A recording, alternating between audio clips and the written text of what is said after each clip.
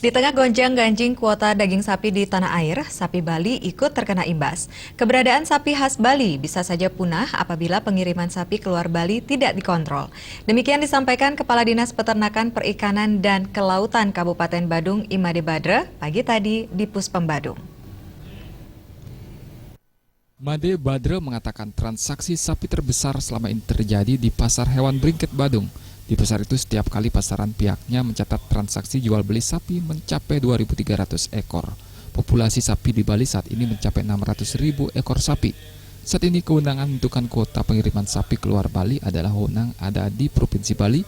Jika pengiriman sapi keluar Bali tidak dibatasi, akan berakibat pada kebutuhan sapi di lokal Bali akan ikut berimbas.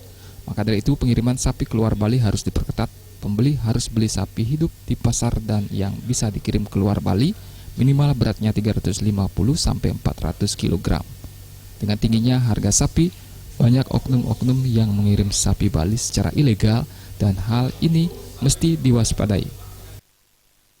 Kalau memang paling tidak kan kebutuhan lokal, jangan sampai Bali ataupun Badung sebagai destinasi pariwisata kita sortir dari kekurangan daging. Nah, ini yang perlu ada kebijakan.